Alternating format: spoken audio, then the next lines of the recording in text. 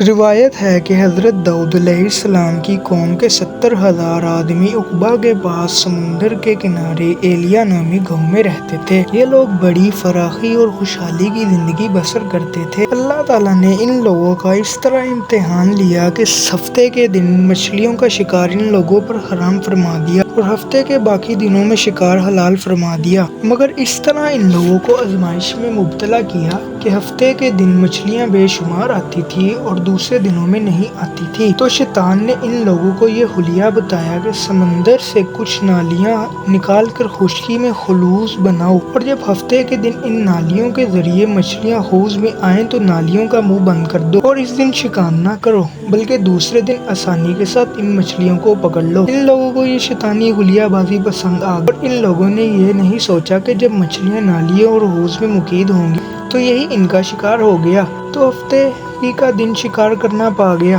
جو ان لوگوں کے لیے حرام تھا۔ اس موقع پر ان یہودیوں کے 3 گروہ ہو گئے۔ کچھ لوگ ایسے تھے جو شکار کے اس شیطانی حلیہ سے منع کرتے اور سخت ناراضگی کا اظہار کرتے تھے، اور کچھ لوگ اس کام کو دل و جان سے برا جان کر خاموش رہے اور دوسروں کو منع نہ کرتے تھے، بلکہ منع کرنے والوں سے یہ کہا کرتے تھے کہ تم لوگ ایسی قوم کو کیوں نصیحت کرتے ہو جنہیں اللہ تعالیٰ ہلاک کرنے والا یا سخت سزا دینے والا ہے۔ وہ سرکش و نافرمان لوگ تھے جنہوں نے حکم خداوندی کا اعلانیہ مخالفت اور شیطان کی حلیہ بازی کو مان کر ہفتے کے دن شکار کر لیا اور ان مچھلیوں کو کھا بھی لیا اور بچا لیا۔ جب نافرمانوں نے منع کرنے کے باوجود شکار کر لیا تو منع کرنے والی جماعت نے کہا اب ہم ان نصیحت کاروں سے کوئی میل ملاپ نہ رکھیں گے۔ چنانچہ ان لوگوں نے گاؤں کو تقسیم کر دیا،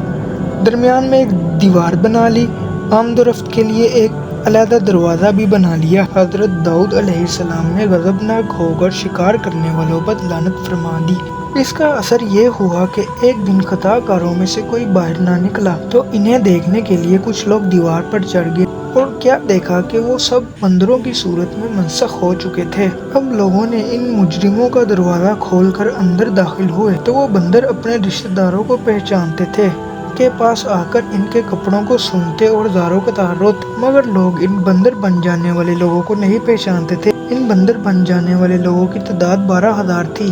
یہ سب لوگ 3 دن تک زندہ رہے اور اسی درمیان میں کچھ کھا پی نہ سکے، بلکہ یوں ہی بھوکے پیاسے سب ہلاک ہو گئے۔ شکار سے منع کرنے والا گروہ ہلاکت سے سلامت رہا، اور صحیح قول یہ ہے کہ دل سے برا جان کر خاموش رہنے والوں کو بھی اللہ تعالیٰ نے ہلاکت سے بچا لیا۔